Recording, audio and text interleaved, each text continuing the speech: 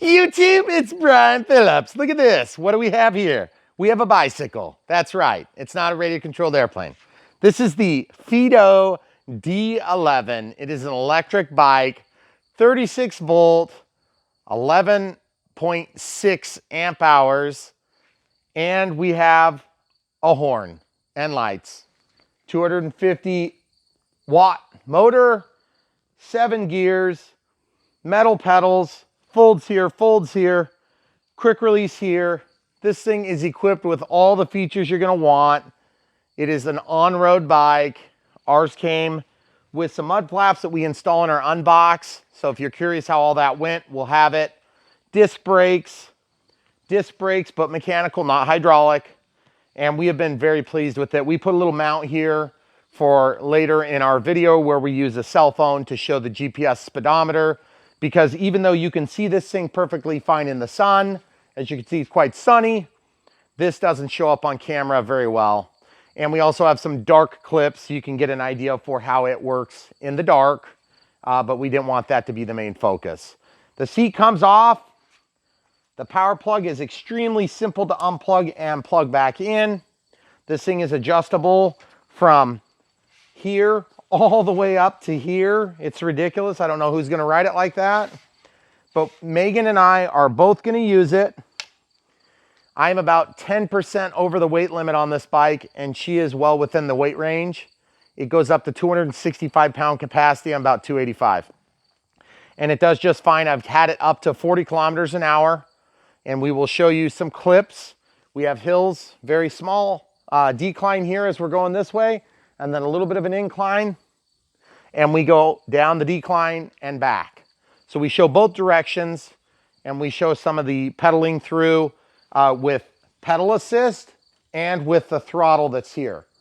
Shimano derailleur, very clearly marked gears, very easy to change gears, just like you would expect on a quality bike. Brakes will electronically stop the cruise control, which is activated by running for 6 seconds on the throttle. I'm very happy with the way it performs. It is not going to be a speed demon, and it may not be for everybody because there is a limit to how big you can be and still fit on this. I'm probably on the very high end of that scale, pun intended. So if you're 6'2", 6'3", you're probably going to have trouble getting your knees on here. It's very narrow. It's easy to fit into a garage in a tight spot. And then when collapsed, which by the way, this is extremely easy to do every aspect of breakdown on this thing. It is just super duper simple. There's a collapse here. There's this here. Then there's this here. All of them are toolless, as well as the chair, which we've already showed. The whole thing can be taken out and charged through this, a regular drum connector. You can bring that into your living room, your kitchen, your office, whatever. It's very easy. This is a fairly heavy battery though, so be aware. There is a red light that shines when it's charging on back. And there's also a charger. This is what the charger looks like that's provided with it. It's got a red light or a green light. Green means it's done, red means it's charging. Make sure you lay it upright. This thing does get pretty warm. Ours came equipped with an AC plug for United States, but you may be getting this in UK or somewhere else. Ours shipped direct US. Yours may ship from elsewhere. It also came with a lock. It's a very high quality lock. This is probably one of the most impressive things about the bike, which is sort of strange. 6, 7, 8, 9, 6, 7 is what we set, check mark. It releases, very heavy duty, and then it locks. This is also Bluetooth compatible. We have an app that will unlock it, as well as drop a pin on a map, on a GPS map, provided you have GPS on your phone. This charges in 5 hours with the provided USB-A to USB-C. The plug is hard to get at because this is very, very squishy, but hard to get out. That's good because it's going to make a good seal. This is IP67K, so that means that it's mostly waterproof, but it's still not completely waterproof. Tools that come with the kit are 2 3, 4, 5, and 6 millimeter hex drives, a 15 and 13 millimeter spanner is what they call this, but I call this a box end wrench. Also comes with a Phillips, probably about a number 2 tip on there. There is a mount for the lock. This goes around just underneath the top, and then it clips on like this, and it can quickly be released. If you decide you want to use this, it's as simple as this. Throw it around here, slide these through just like that. And then once you get it in, you have to slide this into the respective slots and screw them in, and then that'll bite, gives you a place to mount. I don't think that's necessary because you can just lock it on using the lock itself. And in our application, I don't want to add the approximately 2 pounds that that thing weighs, because every pound makes a difference on a bike that is underpowered on hills. You need to keep in mind this thing going up hills, you're working on a steep grade like this one, and over here, this small grade, it's almost unnoticeable. With pedal assist, you can go up a small grade, no problem if you're pedaling, but in the full-blown electric drive, moped mode, or whatever you want to call that, it does lose some speed. So you'll see that in video following this initial review of specs, and we hope that it will answer all your questions. Let's talk about size for just a quick second. We're just going to measure this rather than listening to the specs. Remember, this is just to mount our cell phone. It does not come with the bike. We're about 22 3/4 wide. It's a narrow handlebar. From the center to the chair, you can see we're out to 27 and a half to the back of the chair. From the ground to the chair where I've got it now, I'm riding it about 38 inches up. The handlebars are fixed. There is no height adjustment, and they're about 39 inches to the top of the bracket. Okay. Wheels are 20 inches. They're 20 inches this way, 1 3/4 this way. So 20 inches. This is the 250 watt motor. There's a motor control in here. Underneath this Fiido cover, there's 2 screws here, Phillips, and then 2 screws here, Phillips as well, a little bit longer on the bottom. It comes out, we'll show you that later, because there's an incessant, annoying beeping setting that you can possibly get. I don't think it's supposed to come with it. Oh, and then 58 inches, I believe, is the overall length. From the back of the wheel to the front of the wheel, yeah, let's just call that 58 inches, okay? It's a very compact thing. We love that. Yes, we can fit it in our 2011 Traverse, and we will show that in part of the dark video at the end, where we're riding in the dark. We'll actually put it in there. I'll have the camera crew pick it up and stick it in there, and no problems at all. It breaks down in about a minute. I would say about a minute. In order to turn it on, there's a power button here. You press it, and then a blue ring glows around the power button, as well as the brake light comes on. Then up here, you have a power button that turns on. It comes up with a little bit of information that shows your speed, battery life, number, which changes, power level assist 3. And then down below, I'm not sure, I can't remember what that thing does. But I'm just going to demonstrate that ours doesn't beep as we ride, but I have a horn. It's pretty annoying. The light is on or off. You're not going to be able to see during the day, hardly. So just remember when you're riding at night to shut it off when you put it away for the day, because the next time you power it up, it may come back on. So you don't want to waste battery power. Okay, so I'm just going to lift up the back and go to, so that's power level 3. It says it's going 24. This thing's supposed to go 25 miles an hour, or excuse me, 25 kilometers an hour maximum. I believe we got it up to about 18 miles an hour, which would be 40 kilometers an hour.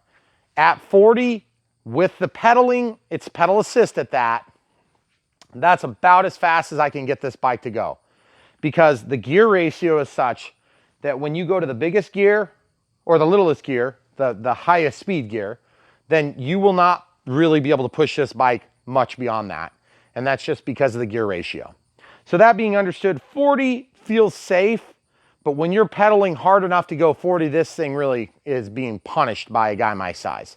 So if Megan, the camera crew, was doing it, then it would be much easier on the bike frame. So just keep that in mind if you're considering this bike for yourself, if you're big. So without further ado, we've already done a couple of different clips of running. So we won't beat a dead horse, but I'm just gonna show you right now because there is no beeping. So I'm in speed level 3. I'm gonna switch it to 1 for pedal assist, and we'll just run through the ranks. Okay, there's pedal assist just kicked in right there. I can definitely feel it, but it feels quite natural to ride. It's not overwhelming. It doesn't give you any weird behaviors. Okay, speed level 2. I can definitely feel more power and more speed. I'm not working any harder, probably working the same amount. You don't have to actually push, you just have to spin your wheels or spin your feet around. And then the motor pushes, okay? So now speed level 3, it gets a little bit intense up at this tight area. Okay, I'm just moving my feet. I'm barely even idling. And you can see I'm going to where I have to brake. I'm barely moving my feet. It's kind of a little bit crazy. Okay, so now braking. We didn't talk a lot about braking,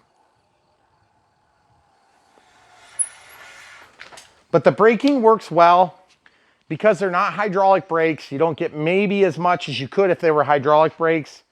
There's a little bit of oscillation on the front. Under full braking, I noticed some of that could be corrected by not being 10% over the weight of the bike. Also, we had some trouble putting on our mud flaps because one screw was screwed up on this back part, okay? Yours probably won't have that issue. We also added a washer to the hardware. One single washer, that's all we added in terms of hardware. This is rubber and this is plastic. They're very light duty. That's okay for what we're doing. I think in hindsight, I would have probably just left them off. But if you're doing a commuter bike out of this, you probably want to have them on there because if you hit a puddle, you don't want to spray of water up the backside of your outfit for work. We didn't talk at all about going off-road previous to this, but I think we should just show a couple of short clips. We're going to drive in the grass just to show you what it's like. I'm going to go power level 3, and I'm going to shift back to the middle. Or actually, I'll shift to the lowest gear, keeping in mind this is a rear drive, meaning the gear ratio has nothing to do with how fast it drives or doesn't drive. But if you try to run speed 3 out of the hole, it's a little bit harder on the motor. So be aware of that. I am riding on power level 3, but I'm going to shift down to the lower setting before I get off into the grass. Also, one other thing that I ran into, because I'm a little bit over the weight class here, is that there's a slide here on the seat. So as you slide it forward or backward, I had to torque down really hard, and I did tear up these holes. There's one on either side. And if you run into that, you may have to get a Torx bit. Will help make up for that once you've started to kind of mar the finish inside of there. I did have to do that. On pavement, we didn't have any issues, but on the off-road conditions, we did run into that. But that's part of what we wanted to do. So we may reset and come right back. Okay, so from out of the hole, I'm in speed 7 right now, so I'm gonna pedal just to get this. I'm at speed 1, okay? And just kind of controlling it. I've got some hoses and different things. As you can see, on grass, it's not too bad. This is much rougher, and it has no problem getting through. Definitely not a 4-wheel drive or a 2-wheel drive bike. Using the brakes a lot here just to control my rate of descent. No pedaling. And as you can see, down here we get a little bit smoother, and I'm gonna go across this bridge.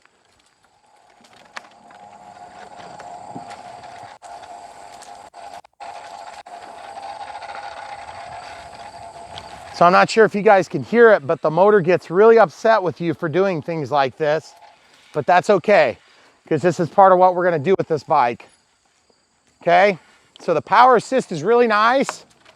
I am gonna use the throttle knob now, and I'm gonna go right up this hill. I am kind of pedaling a little bit, so I guess technically I could stop using the throttle knob.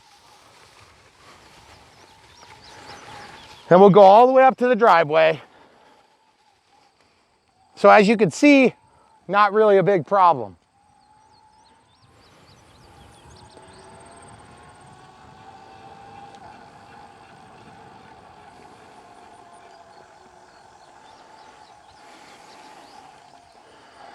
So now if you're gonna do that with no pedaling, one thing I can warn you about is that if you don't have this seat tight and you intend to do just about any off-roading, this seat is probably gonna pop up on you. So be aware of that, especially if you're bigger like me. It actually handles well off-road, but it is definitely gonna be a rough ride. So don't expect much for cushion, especially if you ride the tires high like we have them. We have them at 45 PSI, and that takes about 2 seconds to put in. 35 to 45 is what they recommend. If you are gonna be doing any off-road, you might wanna run the PSI a little bit lower. So our hill has some tall grass and some big bumps. Up here is just sod, so it's quite smooth. So we hope that all these little details help to add up to a real good value equation for you. I can't tell you that this bike is right for your size, for your body type, for your comfort level, for your commute. I really don't know all those things, but what I can tell you about this bike is that unequivocally, it is super fun. It is, I'm big, I'm way bigger than this thing should be. I mean, I'm assuming that the average user on this is gonna be a lot smaller than me. If you're a lot bigger than me, if you're 315, 320, this thing's gonna really struggle on hills with you. If you're 250, it's gonna be a lot better. So you have to take that into account when you're making your decision about this bike. That being said, as a bike, it feels solid. I was scared about this. I shouldn't have been. It's fine. It's very solid. You don't even know it's half and half. You just really don't. And yes, we do show all that later. This, I was nervous about. I'm not at all now. This being able to pivot, super nice feature. The fact that you could put it inside of a car without too much work at all is amazing. That's almost a deal maker for me. But that being said, 250 watts, that's why I would say it'd be really nice for this thing to have 500 watts and at least a couple of springs on the chair. Those are some issues that obviously are going to be a cost component. If you end up getting a bigger power, a bigger motor, you're going to do a lot better if you're bigger like I am.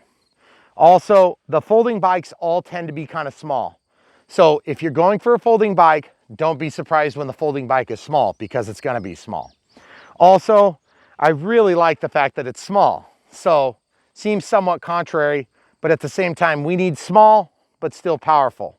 So if you can find a 500 watt that's going to still give you this small package, maybe a 750 watt, you might be better off, because I know you're going to be pushing the limits of the bike anyway.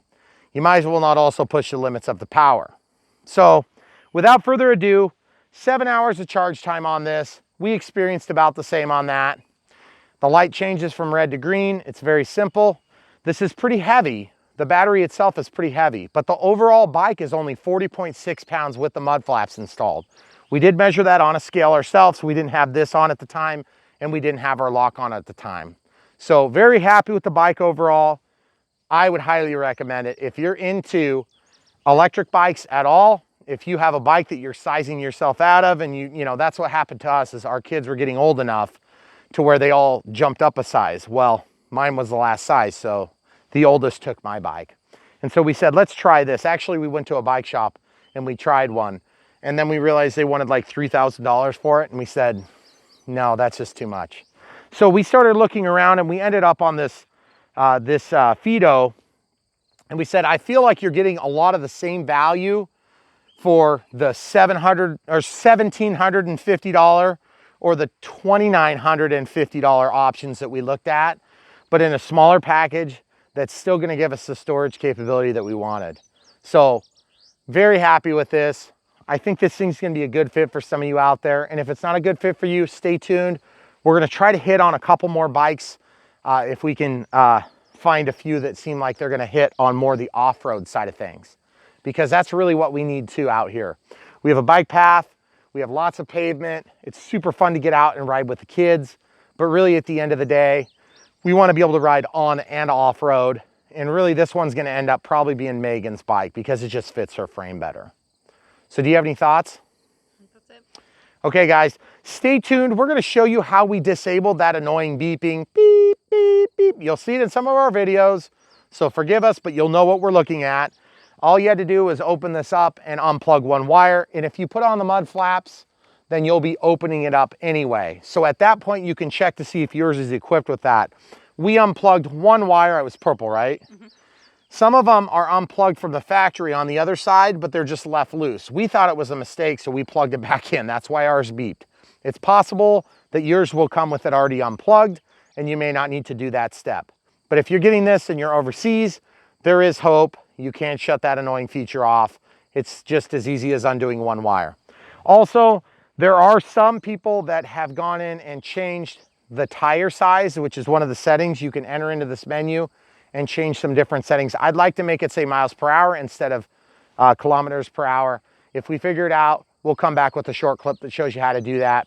And in terms of the speed, 40 kilometers an hour is pretty fast on this bike. I feel like for the average person, that's gonna be probably a good gut check, 40 kilometers an hour, which would be about 18 miles an hour. And I felt like it was very reasonable. Was that 18 miles an hour or is that 24 miles an hour? I can't remember. Either way, we do it, we film it. So just stay tuned and watch. And all the while, you're not watching some skinny biker doing it. Remember, we're not bikers. We fly radiator controlled airplanes all the time. So take it for what it's worth. If you have some professional biker doing a review, they might go over the specs a little bit nicer, but here's the reality. I'm built a lot more like you than they are. So come back for more action on Brian Phillips RC. We bring it to you with no BS. This is the real deal. I think it's super cool. And yes, it is quite light. 40 pounds is light for a bike that has an electric motor and a huge battery like this. This whole thing is a battery, guys. It slides in and out. Yes, you can take it out. So that all being understood, I'd give it 2 thumbs up. If we were into doing thumbs up, I'd give it 2, just like this. But we don't do thumbs up here. Come back for more, guys. Stay tuned. We'll go into more detail. If you're curious, if you haven't already bought one, check the link in the video description below. You'll be supporting our channel, not paying a penny extra, but we'll get small commissions from the companies that we work with, whether it's a bicycle or a radio-controlled airplane or a helicopter or a quad. It really doesn't matter, or an air pressure meter or whatever it is, or the t-shirts from Into the AM. Check them out. They've been really good to work with. RTL fasteners. We've got just a lot of different companies that we've built relationships with over the years while we've been doing this YouTube channel, not the least of which is Banggood. Banggood has been very good to us. They were one of our first suppliers that we've worked with, and so take it for what it's worth. They sell a lot of different things, but if I'm dropping $1,000 or over $1,000 on a bicycle, I'm watching some guy review it, and he better be at least as fat as I am. So that being said, if you're bigger than me, you're shooting out into the dark. If you're smaller than me, then you should be safe. That being said, everybody understands that's buying a bike like this, if you're like me. So next time we come to you with a bike, then hopefully we'll be able to give you a better report on the bigger frame type of person like myself. And but otherwise, I really like this bike, and this is a great bike. Megan and I will share it until we get another bike, and then we can go on a bike ride together, and neither of us have to get any real exercise. Great. Yeah, exactly. Because that's what we want. We don't want to go on a bike ride to get exercise. But there again, if the battery dies, then we'll get exercise on the way back. Or we could just stop on the roadside and call for help. Mm-hmm. Yeah, it's 911. Oh, wait, sorry. No, I was thinking of something else. That's a different TV show. All right, guys, stay tuned. We'll go into more detail. Thanks for watching. Come back for more. Okay, so we're trying this with pedal assist. Okay, so there's the pedal assist just kicked in. And so you guys can see kind of what I'm seeing. Hard to pick that up on camera, but I can definitely see it. It says 8, speed 3, and I'm just realizing the pedal assist will be easy because I have no way of getting to the throttle when my left hand is on. There's that obnoxious noise. Just looking for traffic. And then as I pedal, it's quite easy. I'm able to sit here and talk to you guys. And pedal assist is gonna stop at about 15 miles an hour. But it's kind of hard to do without both hands. And so we'll go ahead and slow down. So we got 14 miles an hour max. We'll turn around here. We'll have to switch hands using the pedal assist. Keep in mind, I'm in 7th gear. Okay, here we go. We're gonna go kind of as hard as I can. A little bit downhill, so we got some help. have to pedal hard to get the assistance, but you do have to pedal hard. You do have to pedal hard. You do have to pedal hard if you want to go faster than it can produce. So like up that little incline, I lose any assistance. Now also, I'm in 7th gear. Okay, so the camera crew is going to take back over for a second on that. So because the incline there and the slight incline to that direction, going uphill, I got about 14, 13 miles per hour. And then going downhill, I got 17 miles an hour. So I almost got it to the peak. This thing shows up really bad in the sun on camera, but you can see it just fine in person. And I'm using a polarized glasses lens, so that should be of minimal consequence. If we haven't shown you the horn, that's the horn. It's probably about twice as loud as the beeping that happens when you brake. I think it's braking about 10 kilometers an hour. Let's verify that real quick. So we'll know that for future reference. Kickstand up.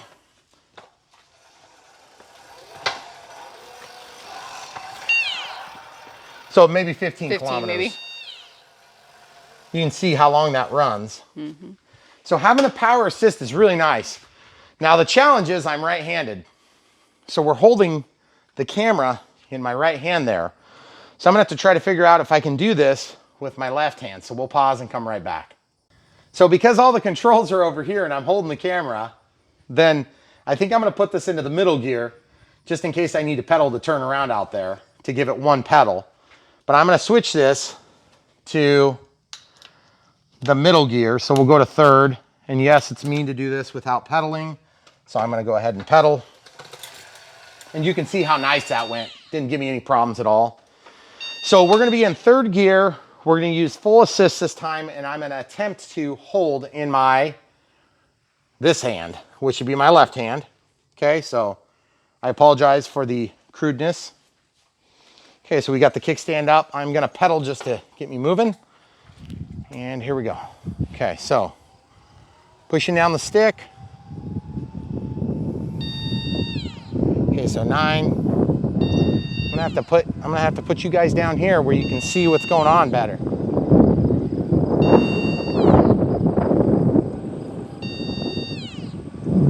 So as you can see, we're at about 13 miles an hour, or 23 over here. I know you guys can't see on the camera because I can't see it either. And we're going slight uphill, losing a little bit of ground. Not an incredible amount of speed here, as you can see, because we got a light grade here. So I'm gonna put you back down and then turn you around. Okay, so braking to stop the commuter mode. Make a really easy, sharp turn, a couple of pedals there, so that did assist. And then we'll get going again right away. As you can see, we're going downhill just a little bit. So this is on level 3, 26 is what it says in kilometers per hour, 15 miles per hour. Okay, so I'm gonna put you guys down so you can follow. And that way I can get my hands on both controls. Okay, there we are, 10 miles an hour going uphill. Commuter's broken because I hit the brake pedal. You have to hold it for 6 seconds. All right, so camera crew is gonna take back over.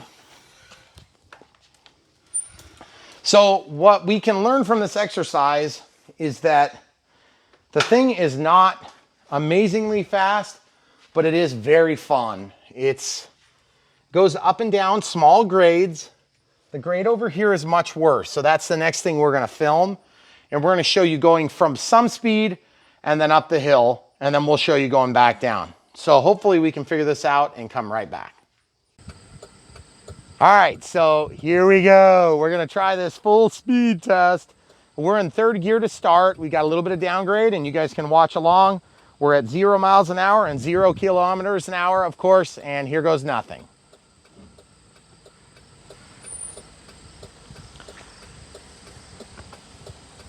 Okay, so we're gonna pedal to start, and I'm outpacing my car.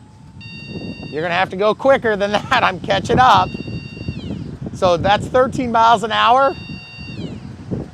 And now I'm gonna go out of the pedal mode because I ran out of gearing at 3. And now I'm going full throttle in commuter mode. So we're at 14 miles an hour or 24 kilometers an hour in 3rd speed. And we're gonna lose some speed on this hill, and that's what we're testing. So I'm going full out, no pedaling, I'm going uphill.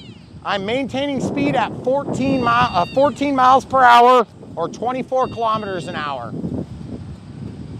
Now I'm at 22 kilometers an hour or 12 miles per hour, and we're really bleeding off now at 11. I'm not helping any with my feet. As you can see, I'm down to 10 miles an hour or 16 kilometers an hour. And now we're just gonna go ahead and brake to stop the commuter mode. And as you can see, we've slowed down. We would have been picking up pace, but we're gonna run out of pavement here. So without further ado, we'll come to a complete stop. And what we're gonna do is we'll reset and go the other way. All right, guys, so we're gonna go downhill this time. Our max speed on the uphill was about 14 to 15 miles an hour. And now we're gonna go downhill. We slowed down as slow as about 11 kilometers or 11 miles per hour. And then we were able to speed back up, but we ran out of driveway. So now we're gonna try this again and just show you how it goes. All right, go ahead. Remember, this is throttle only. I'm just kind of riding my feet around until they're comfortable. Okay, I'm going 10 miles an hour now. This is downhill. We're going 12, 13. We're going now 25 kilometers an hour, 26, 27, 28, 29 kilometers, 17 miles an hour, 30 kilometers an hour now. And we're going 17 miles an hour. Power assist is the only thing we're using. Now we're at 26, slowing down, 23, and 23 kilometers an hour. And we're recovering back to our 13 miles an hour, 14 miles an hour, 13 and 14. Now we're kind of stabilizing at 15 miles per hour or 24 to 25 kilometers an hour. A little bit of deviation as we kind of go up and down. So I think that's pretty much where you're going to be, about 15 miles per hour or about 24 to 25 kilometers an hour is your top speed with power assist. And the commuter setting does lock on, or also known as a cruise control setting. Works really nice. So you don't have to sit there and actually hold it, but I've been holding it for the sake of the video. So we're gonna reset, and this time I'm gonna start out with power assist in the 3rd power setting, the highest power setting, and we're gonna put it all the way up to 7th gear and see if I can keep and maintain my speed. So we'll get reset and come right back. All right, let's get going. So power assist only and pedaling. I'm on level 3. I'm up to about 10, 15 miles an hour, 18 miles an hour, 19 miles an hour, 20 miles an hour, 21, which is also known as 38 kilometers. We're going 22 miles an hour now. 23. I'm in 7th gear. I can't really get much more than 23, which is 40 kilometers an hour. It's a little bit of a much on this frame. You can feel it bounce.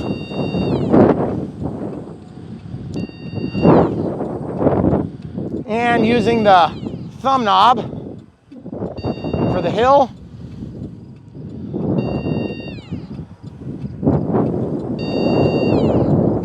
So I can definitely say that full out at 40 kilometers an hour or 23 miles per hour, 23. The bike frame bounces quite a bit and it's a little bit more crazy, but I feel like the out of breath comes from other factors than the bike. So what we're gonna do is we'll try that same test, going downhill this time, keeping in mind that we have a little bit of an incline, flat, and then a lot of incline. Now we're gonna go the other way around. All right, so one final test. This will be the most fun and exciting because I'm gonna go downhill. I'm gonna use power assist. I'm in 7th gear, the highest gear, and I'm gonna pedal or whatever it takes. I'm gonna see how fast we can go down this hill, and then we're gonna go right up to the garage and we'll show you guys what it looks like. You ready? Let's get going. So pedal assist is on, and then pedaling also just to really get it going. Okay, we're up to 10 miles an hour, 22 kilometers, 25 kilometers. We're up to 15 miles an hour, 16 miles an hour, 18 miles an hour. Absolutely no problems. We're up to 21 miles an hour, 22 miles an hour, 38 kilometers an hour. We're in commuter mode. Just holding it right there at 20. 20 seems to be pretty comfortable on this bike. 24 is a little bit crazy. Just kind of cruising, relaxing. And as you can see, no problem at all taking the hills. For being not a bike rider, it's very easy, low impact. And the brakes work fine. So far, really impressed. 23 is still the fastest we had this thing going. And I feel like at 23, it's a little bit intense. So if your plans are to get this Fiido D11, I would encourage you to definitely get it. It's very cool. It's not gonna go 100 miles an hour. You don't have to worry about, you know, getting into some crazy dangerous circumstances any more than you would on a regular bicycle. Is it everything to everybody? Probably not. If you're a lot bigger than me, you're gonna have trouble because I'm 6'1" and 285, which is 10% heavier than this bike is supposed to do. And it does okay.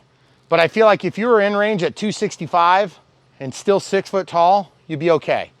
You get to be in 6'3", 6'4", your knees are gonna wanna hit. So I think we've found the limits, and we hope that we've answered a lot of your questions already. If not, give us a comment below. Don't forget to like the video, click the bell for notifications, and you'll hear a lot about radio controlled airplanes too on Brian Phillips RC. Also, if you want to support the channel beyond buying this bike for your very own, doesn't cost you a penny more, but we'll get small commissions through the affiliate links that are listed in the video description below. You can also look below. We have a Patreon site, PayPal if you don't like monthly, and all sorts of other ways you can support us by buying different cool things that we've reviewed for you. This thing is really cool. I think it's definitely going to work well for us, for Megan and I to share. For now, signing out. Stay tuned. We got even more detail if you're still into that. Okay, guys, so we noticed some wind noise, so forgive the giant black thing on my neck. We were really annoyed with that beeping noise, so we did a little bit of deduction and realized that these things are glued together inside of here. We're under this cover where the electrical speed control is for the motor. And we're going to unplug this. Earlier we were talking about this being the same as the one for the 48 volt system. Well, this says DC 36 volts, so I don't know, maybe somebody else had a different unit. But if you unplug this unit, then you can use an X-Acto knife to release this pin. This purple wire is actually what outputs the audio for the beeping. So if you take either a small screwdriver or a sharp tip like an X-Acto knife, you can use the X-Acto knife. Try to get it so you can see. The X-Acto knife will help you release this one pin. And all you have to do is kind of force it forward. And sorry, it's not even clipped in all the way, is it? You have to press down on this tab. Just be careful not to stab yourself. You can use other devices to do this, but we do this all the time in the RC stuff. And we never really have big problems with it. Same is true for any of these particular pins, like this pin here. If I were to press down on this, then it would allow me to release it out of the case, or the connector in this case. Just trying to do it in such a way that I don't cut myself. So once you push down, you can pull it out. So as you can see, mine is sort of trapped halfway, which is annoying. It's because I put it in upside down. What you're releasing is you're releasing this little piece right here. See? Got that under the blade? Okay, so the way you're gonna get it is it's gonna be like this, and then you're gonna unplug it by pressing down here. And as you press down, then you can push back the connector and it will allow it to come straight out. And I can tell you, if you do this 100 times off camera, the one time you do it on camera, it's going to completely give you every possible problem that can happen. So, push down, pull out. You're pushing on this spot right here. Right there. Okay, once this is out, you can just throw a little piece of tape over it, and then we'll demonstrate that it works in just a second. So we just have regular electrical tape. Just one lead to cover, should be no problem. So I'll just go over the top like this and just protect it in case we ever want to turn that back on. That beep is supposed to alert other drivers or other riders in the area. We just find it to be quite annoying. And there are certain countries, I believe, where that's required. So that's what we were deducing from our research. So once you get that done, then this can be plugged back in. Just make sure you get this little pin right there, or that little key. Otherwise it won't slide in. And once it's slid in, then it kind of locks, and then you can release it again like that. If you ever want to add it back in, it's just as simple as sticking that back through in reverse order. There's also a black and white wire out. I don't know what that does, but I'm curious about it. And this is the bolt that we had the most trouble getting through because this screw on ours gave us problems. So since we already took this off and installed it in another video, I'm going to show you what it looks like real quick, but we're not going to do the whole thing on camera. I used extensions on an impact drill with a Phillips number 2 bit. And then these 4 screws hold the lid back in this position, and it just drops in like that. It's not hard to put on, but it just takes a little bit of doing. So it's kind of almost snaps into position, and then these 4 screws can go like this. Since I'm not 100% sure when or if you're going to see that clip, I'm just going to go ahead and start these screws. There's 2 shorter screws on the top and then 2 longer screws on the bottom. And the reason that we need these the long extension is because of the mud flaps. So you can do it with a regular screwdriver if you want. You can use the provided screwdriver to do the top ones, but you can't get the provided screwdriver in to do the bottom ones because it's just an awkward angle. You may not need quite as many as I used, but I just wanted to try to make it as easy as possible. And this is where it's really kind of a bear cat because you just have to get into a weird spot. You have to hold everything while you're doing it. So it's a little bit challenging to kind of get things started. But once you get things started, then it's really not a big deal. But you can see we're going in now and no resistance. So there you have it, guys. And this last one was the one that gave us problems. So we're just going to leave that aside for now and just give a demonstration that this still works. Okay, we got the power turned back on. We're in speed mode 1, 2, 3 in 7th gear. And here we go. Power assist from pedals, because I'm not superhuman. And then power assist, just pushing the pedal or pushing the knob. Works really easy. And then I'm just idling now. Pressing it on and off, nothing. Doesn't stay on for commute. So now I'm going to try to lock it on. 1, 2, 3, 4, 5, 6. And I'll come right back. You can dictate, hon.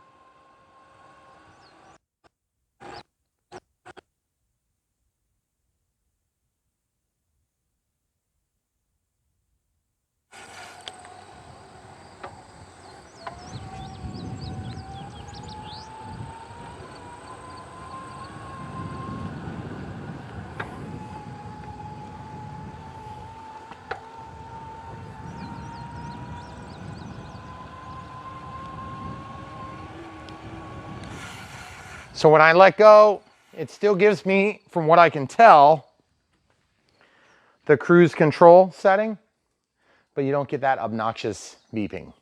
So if you guys have if yours comes delivered with that, then you know how to take it out now. I think ours actually came delivered that way, but the wire was pulled out on the other side. So I'm not sure if yours will be that way. We assumed it was some sort of a goof up, but one way or another, that's how you can do it if yours is beeping incessantly and obnoxiously. YouTube, it's Brian Phillips. We've got a box to open, but it's down there because it's heavy. Right here. Okay, guys, so we just want to answer a few questions. You're probably wondering, what the heck are you doing, Brian? And if you don't know who Brian is, that's me. And the camera crew, my wife, Megan. Say hi. Hi. She's on the other side of the camera, and we are reviewing something a little bit different today. As you know, we review planes, lots of them. And yes, I work on industrial scales, also known as electronics, for those of you that don't know anything about scales. And why are we reviewing this set item? Don't worry, we're still doing planes, but we're just doing this too. And why are we doing this? What qualifies us to review these things? Well, what qualifies us to review these things is we want these things, and they're awesome, and we think you will like them a lot too. So, that being said, you've already seen it in action. So, why are we reviewing awesome bicycles, electric bicycles? The reason we're reviewing them is because I want to see if they're any good. And if you're anything like me and you see $1,000 or $700 or $1,500 or $1,600, and then it's at Banggood, you're like, I need to really seriously think about this. So we're gonna help you think about it, and we're gonna be the guinea pigs. Hopefully we don't get burned. We don't think we will. And by the way, ours came from a US distribution center because it came 12 days earlier than expected. That has never happened from Banggood. So for those of you who don't know what Banggood is a supplier. It's a little bit like Amazon, but it's not at all. And it's quite a bit smaller than Amazon, of course. And we work with them for certain planes that we review. Not this, not that, not those. The one in the back, yes, and then there's one behind the left wing. So we have been working with Banggood for a few years. And we found out, hey, they're not just a scam, because that's what I always assume. So that being said, when you've got $1,000 burning a hole in your pocket or more, and some of these things are more, significantly more, we want to help you guys to be comfortable making a decision to buy something from an online company. That is incredible. Look at that thing. So this is a folding electric bicycle, okay? And I'm trying to do this in such a way that you can see and I don't drop it. It is a 250 watt setup, and we're gonna go through the full specs. We're gonna go through all the setup, build. I believe the chair comes out and the battery is integral to the chair, which is super cool. Obviously, knowing me from watching videos, if you do know me, we are kind of geeks about this stuff. And when I say we, I say me. That's what I actually mean. So first things first, we have a charger here. It's got a regular DC drum here. And the charger is 100 through 240 volts at 1.8 amps in. And 42 volts DC at 1.5 amps out. Okay, so it comes with both sides. It's a non-polarized plug. That's sort of surprising with that level of load. It's still pretty low on the AC side, but that's a lot of power on the DC side. So we will show you this as we unpackage it. And if we get to a point where we have some assembly install to review, we'll set it up here and do a time lapse. It comes with a 15 and a 13 millimeter wrench. That's pretty cool. Comes with a Phillips head screwdriver. That's cool. Oh my goodness, it comes with an entire Allen wrench set. Oh my. That's crazy. That looks like a 2 3, 4, 5, and 6. And the guy that labeled this already got fired because they were upside down. And there's a user's manual for the lithium-ion battery charger. So to be clear, this is a lithium-ion battery, not a lithium polymer battery like the airplanes use. We have lots of batteries because we review airplanes. And yes, they are expensive. If you don't watch the rest of the stuff we review on this channel, of course you should. Okay, we have a couple of pedals. This is something, again, we're not used to finding pedals in our boxes. Okay, so they've got high reflectors on there. That's nice, pretty simple stuff. And I don't know how this thing's gonna go together, and I'm really hoping it's gonna be great, and hopefully this review will help you guys to have confidence in your ability to order something that's quite expensive online. This is foam. It's a protective measure to keep that from poking through the box. We did have a little bit of damage on the box, and as you can see, it didn't make it through to anything useful. I'm a little bit unsure as to exactly how to pull this out without causing problems. I think we probably normally you would do this on the ground, but we want to make it easy to film. So we're going to do our best to do that in a safe way. And I'm looking for an instruction manual for a minute, and I haven't found anything just quite yet. So we might pause, we'll find it and come right back. So we just put all the sides down. We used just a regular utility knife to do that. And I did find what appears to be possibly an instruction manual. And this actually might be another charger of sorts. Oh, it's a lock. It comes with a lock. And this is called the Fiido. Okay. So if you want to read those instructions, I'll wait. Okay. Yep. Got it. It's in English. It is an electronic lock, which is kind of cool. So you must be able to set, you can set your own password. Okay, so normally on the ground, this would be no big deal, but up here, I'm just gonna be real careful and we'll make sure we don't drop it on my foot. Very heavy, strong foam. That is like really thick stuff. Super nice. Okay, and then this is of course where the pedals are gonna go. It might actually be kind of nice to put the pedals on now while it's up here and it's all contained. I didn't see the instruction manual anywhere, so maybe there isn't an instruction manual. It wouldn't surprise me. We get lots of stuff from China. The instruction manuals are usually pretty terrible anyway. So this instruction manual is gonna be the one you get from Brian Phillips RC. Okay, so here we go. I'm gonna just pick this up. I'm gonna grab one of the tires. They are zip tied together. Yep. Okay, so we're good there. It's not that heavy. I think all in it's maybe like 50 pounds, not even quite. Okay, there's the chair. That is the heaviest part of the bike right there because it's got the battery in it. Okay, nice chair. Looks like it's about as uncomfortable as every other chair that I've ever seen on a bicycle. Ooh, yeah, that is so cool. Look at that. Ooh, it's the max insertion. Oh. Wow, that goes forever. What? That's crazy. Look at that. You can have that thing stick out that far? That's nuts. Is that 35? That's 35 centimeters out. And this is where you charge, right here. Oh, wow. Isn't that so cool? So you can basically take your power supply with you into the office. And you can set it down on your coworker's bench or table just to annoy them and then plug it in there. Let's show them. So power supply. Ooh, the rubber's gonna meet the road. Let's see if it even works, guys. And by the way, I believe this has a 250 watt motor on it, and we will confirm all those stats. Okay, so we're plugging this into a regular AC outlet.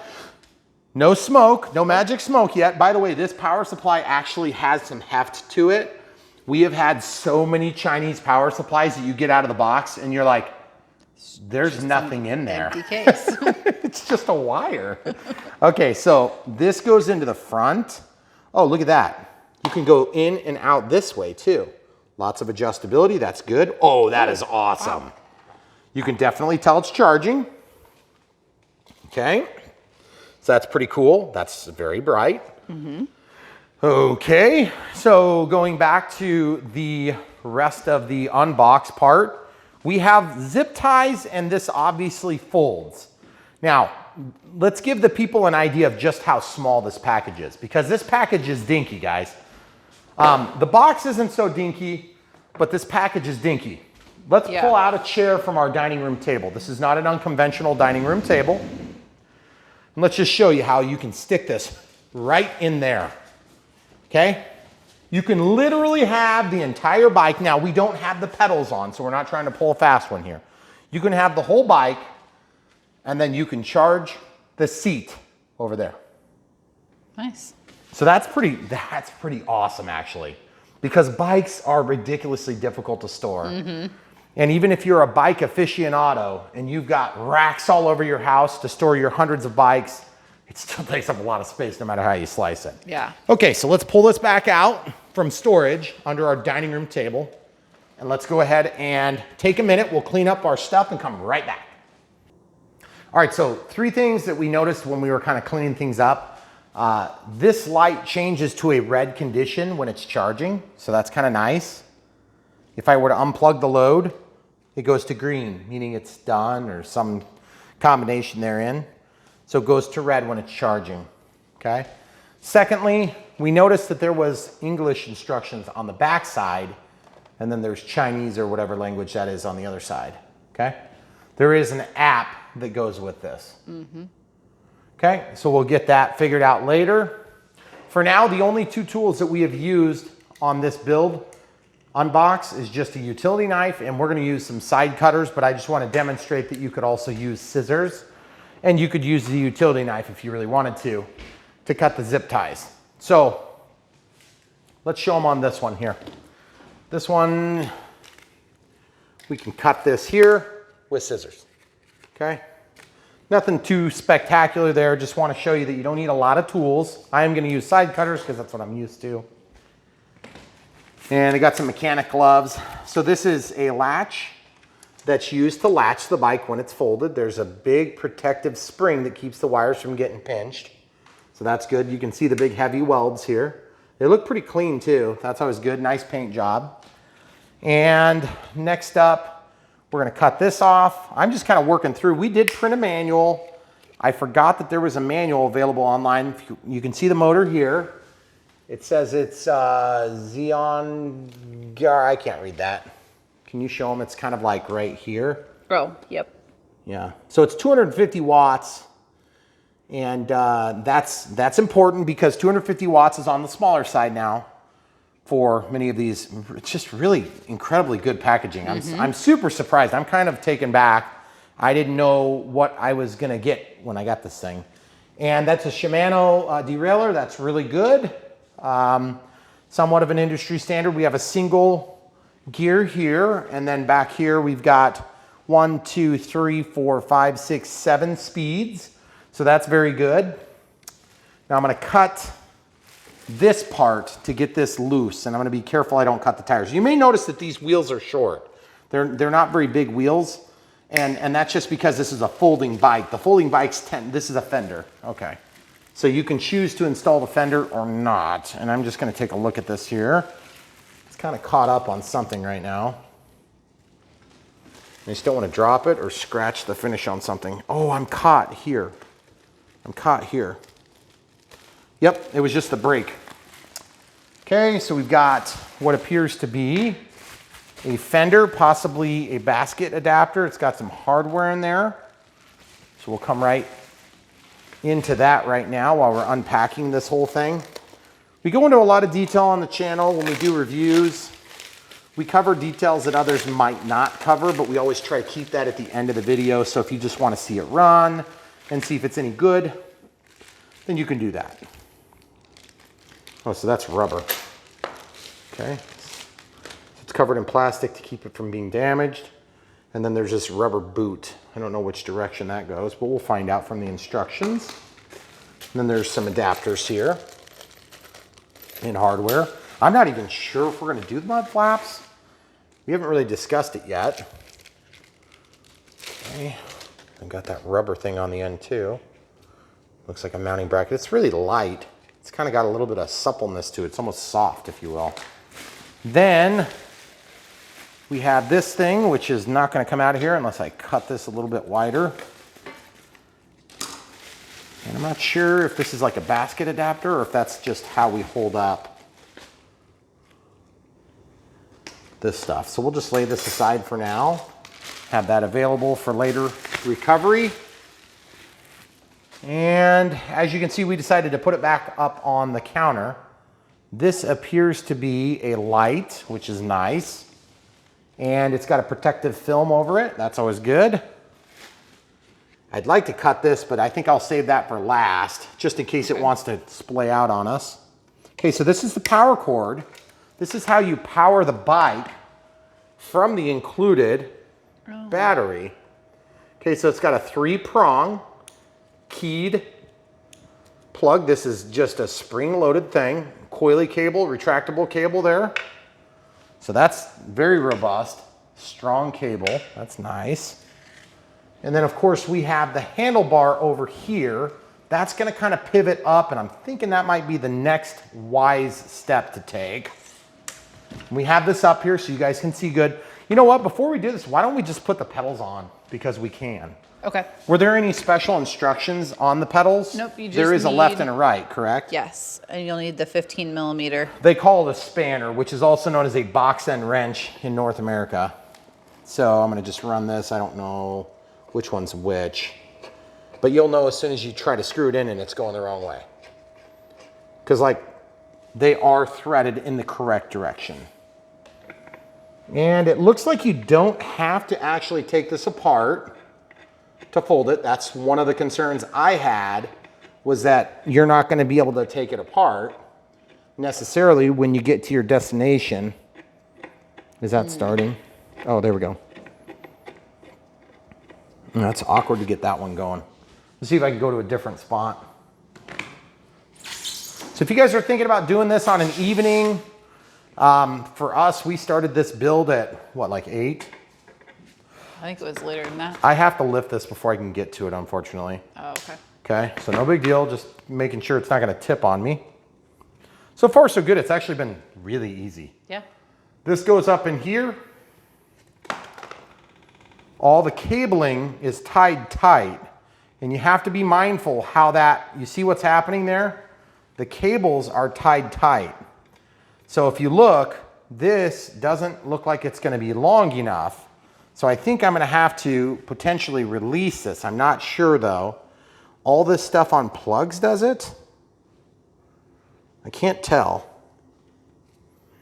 It looks like it might not. Now this is zip tied here. I wonder if that single zip tie could be released. But you see kind of my problem there. I can't quite get this all the way up and over. Do they speak to that in the instructions at all there?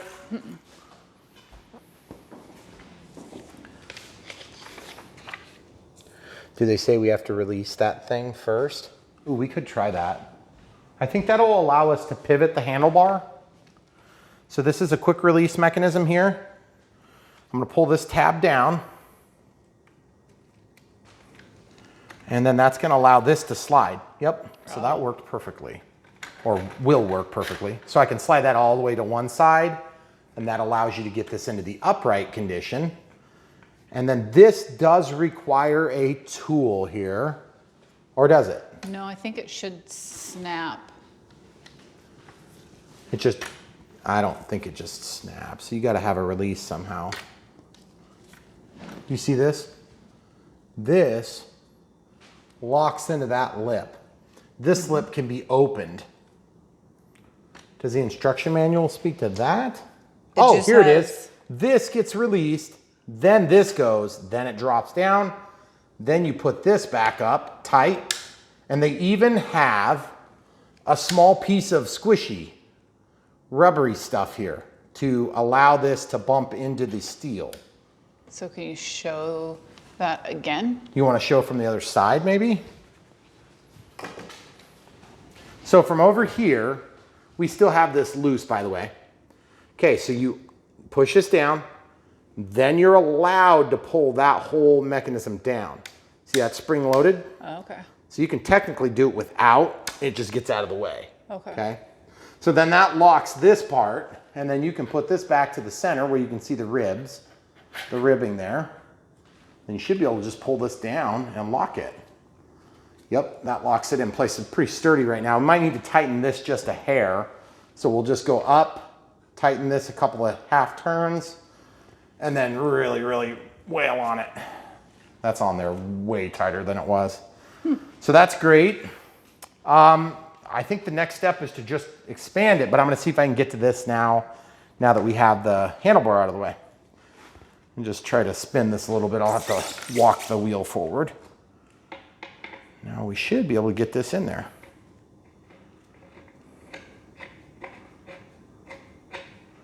This is the one that's weird because you have to thread it in backward. So I'm going like I'm loosening, but I'm actually tightening. So I'm going this way to tighten, so I'm going lefty to tighten, which is unusual for those of you that aren't mechanically inclined. Okay, so if you want to scooch over, I'll grab the spanner, also known as a box end wrench. The 15mm box end wrench is provided. So at this point, the only tool you really kind of need is just something to open the box. And in our case, we decided to use a utility knife. It's just always weird when you're tightening something and it's going backward. Can't help but feel like you're doing it wrong, but you're not. Torquing that down really tight. It didn't say anything about applying a Loctite or anything like that, right? Okay, so we're not going to do that either. So then this one is just a regular forward thread. Really nice detail on all this stuff. Surprisingly clean. I wasn't sure what to expect, but I am now very impressed with most of it. It's surprisingly nice. And you know, we do a lot of different items for Banggood, and sometimes it makes you scratch your head. But there again, Banggood is not the manufacturer. They are a distributor. So they resell this product. They don't make it. All right, so that worked fine.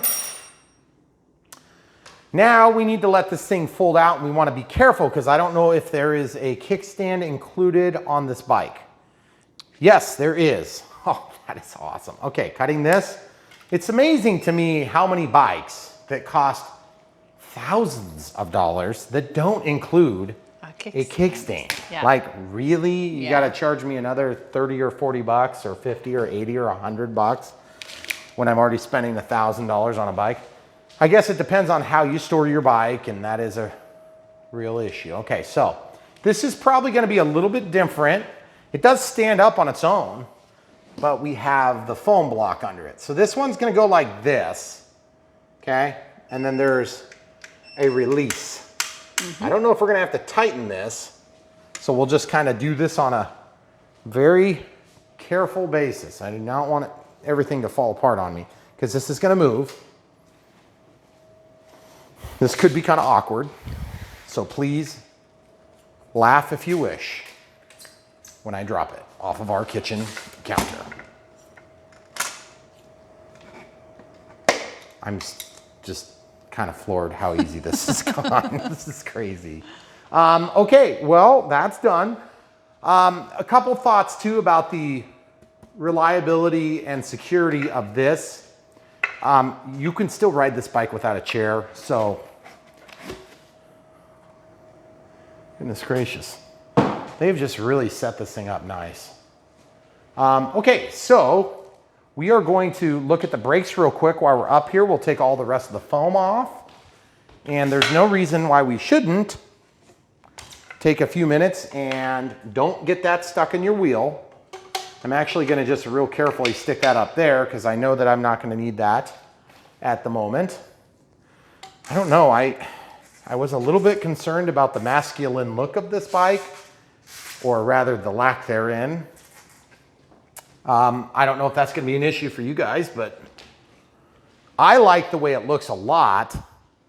And there's a kickstand, and it is still small with the kickstand. Yeah. That is surprising too, because look at the kickstand. Come over here and show them that. It doesn't extend, but maybe a 1/4 inch beyond where the pedal is. The profile is still really That is super, super cool. Yeah. Okay, so again, impressed with that. Now let's talk about tire size and stuff while we're at it. Now these brakes are not, I don't think they're hydraulic brakes. They're just regular brakes, unfortunately. But they are disc brakes, which is good. So, and they're pretty solid, so that's always good too. It'd be nice to have hydraulic brakes, but I think at this price point, you might be asking a bit much. Hydraulic brakes tend to be on the higher end stuff. So there is a light on it on the front and the back. So I think at this point, we're gonna take a minute, clean up some of this stuff and come right back again. All right, guys, so what we did was we checked and found some pictures because the instruction manual doesn't show how to do this. It's not really rocket science here. You have to pull this light off, and then there's a bracket that goes here, and then this bracket goes like this on the back of the wheel, and then this holds everything in position just like that, okay? So you may not be into it. I think it kind of looks a little bit dumb, but that's a preference issue. So because this is a build video, we're gonna show you how to do it. Obviously, there's lots of small steps, but you could technically go out and ride this right now. We're not gonna do that, and we wanna go over more of the specs, and we wanna go over the Shimano gear selectors, and we wanna show you just how it fits my body, because I'm 6'1", and then we'll also show you how my wife fits on the bike so that she can give you a representation of how taller you are. 5'7", 5'8". Yep, and then we're gonna show you how it runs. You've probably already seen those things, but we just want you to know that when you come to Brian Phillips RC, you get all sorts of things you didn't bargain for. So in order to do this, it's pretty simple. There are hardwares that are included in here, and just a quick study of the hardware makes it pretty obvious how all this goes together. So if you're not mechanically savvy, this will be a helpful part for you.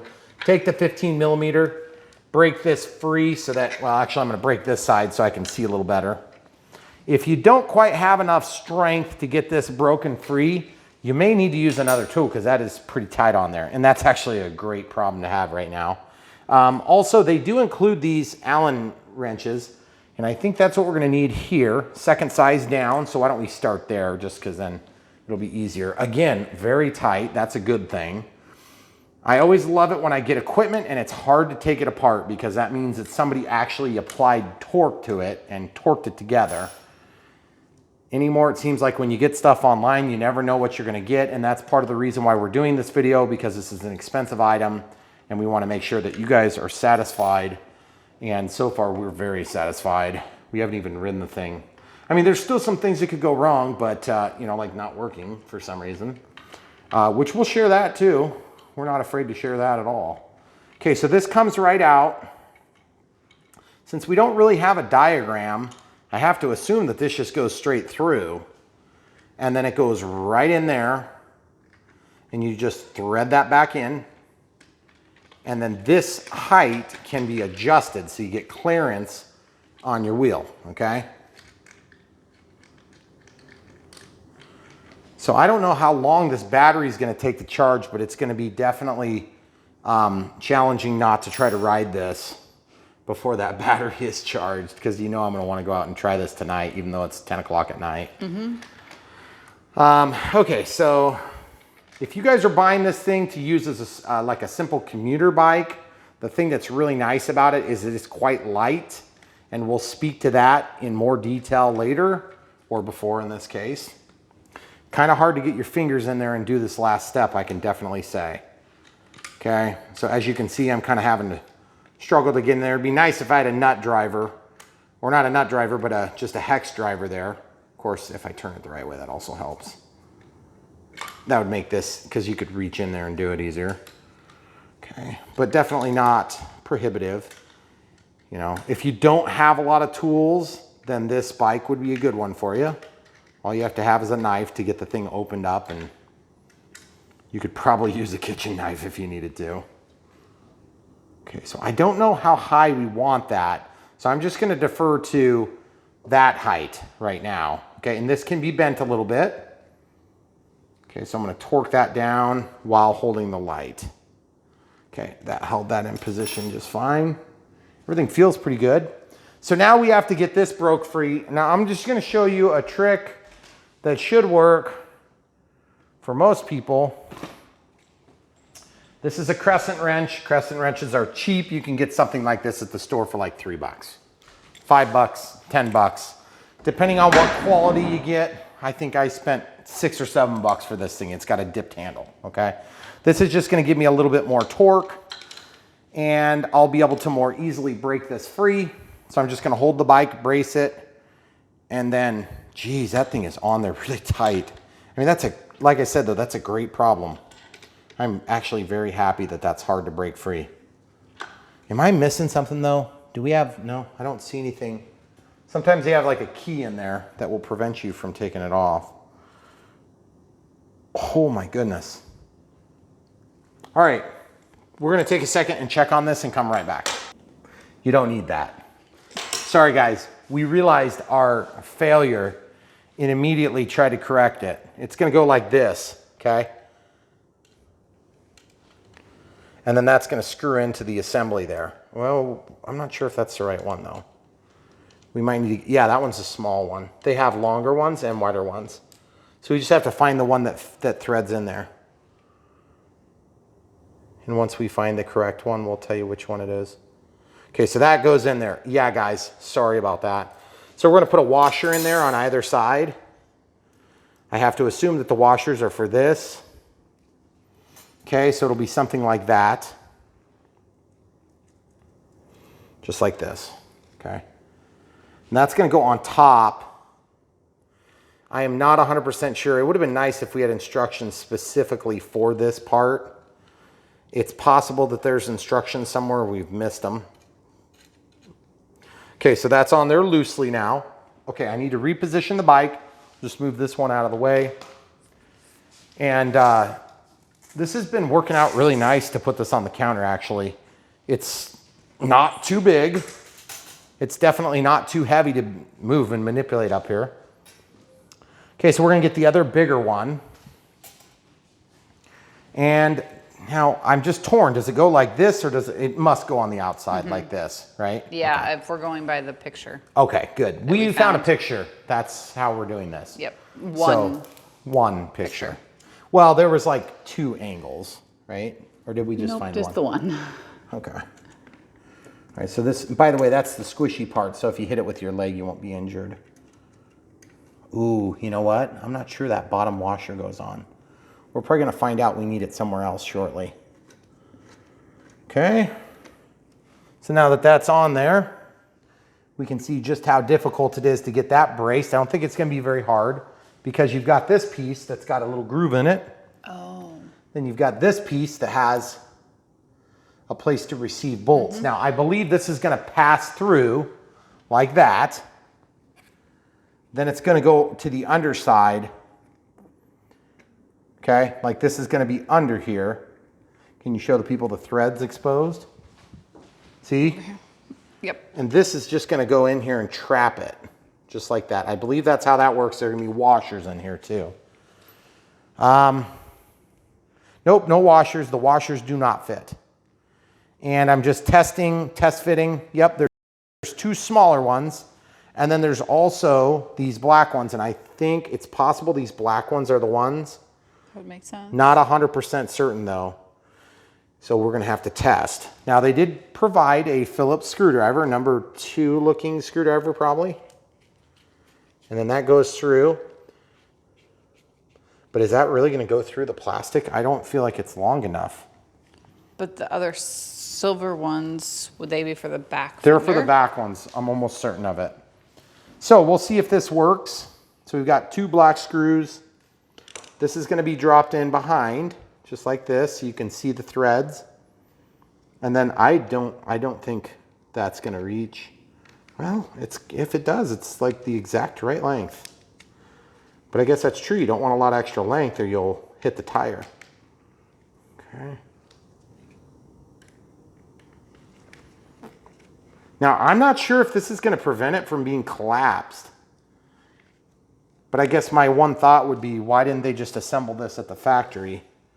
Not a big deal, but maybe this was an option and we just didn't realize it at the time. Oh, this is slotted on the top, so I must not be slided. I might not be slid all the way to the top. So I'm going to loosen that so I can slide it up. And I need to sit on one of our chairs so I can see this a little bit better. And just, yeah, okay, there's the hole. I found it. It made a lot of difference just getting my head down to the level.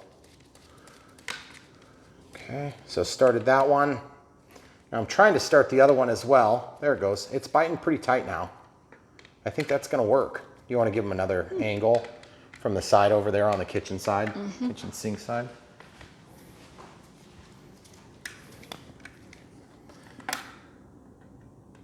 Okay, so there it is. So that's torquing down nicely actually. And this is like a high density plastic. It's like flexible. It's weird. This is rubber. Well, that looks okay. I wasn't sure. I need to tighten these bolts down here though. These machine bolts here. Yep. So I'm going to torque these down. Now that we have it all in there. Okay, see that brake line? I want to pop that out.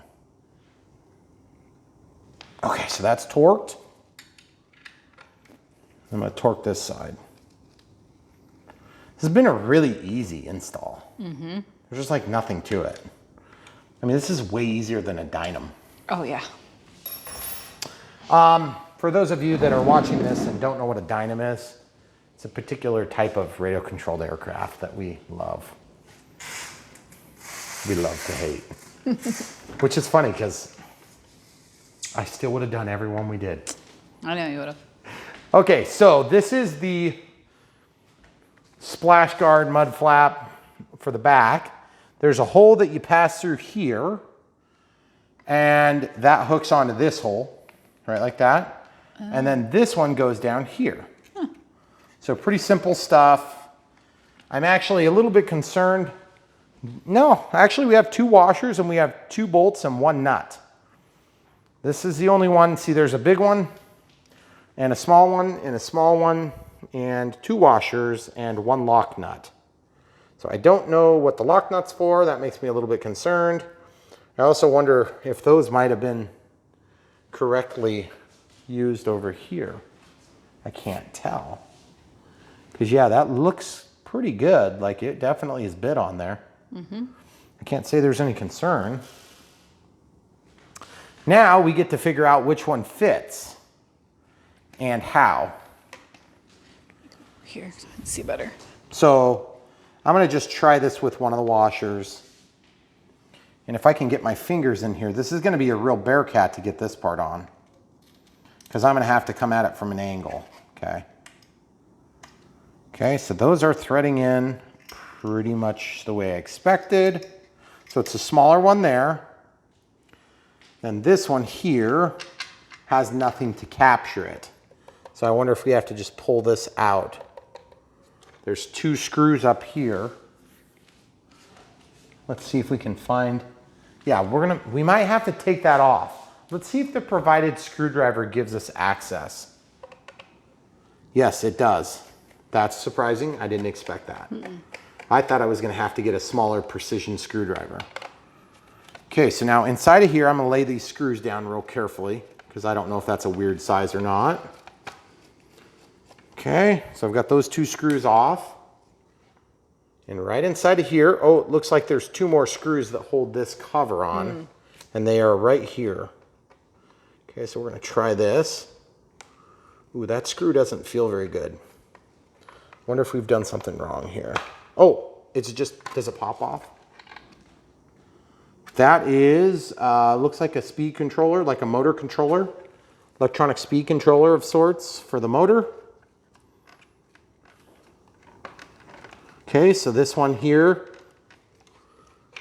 I'm not sure if this lid is actually probably not attached that way.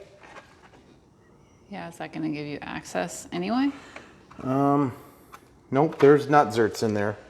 So yeah, it's going to give us access in there, but I don't know if it's the right move still. I truthfully don't. Is it possible that it's just the one down there that holds it on? Yeah, it's possible, but it seems sort of not enough to me. I agree. So if we get that one on there, let's just talk about it before we get any further. Yeah, I don't... Well, there is a hole. Like there is a bigger bolt, but did I use the bigger bolt? See, the bigger bolt passes through just fine, but it doesn't have anything to catch. So let's keep going at it. I'm just gonna undo these screws.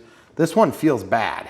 Like it makes me nervous, like it might be cross-threaded, but it is kind of coming out. That would be a bummer if that's what holds us up from getting in there. Maybe I can get this side undone. So this is the Fiido ESC box.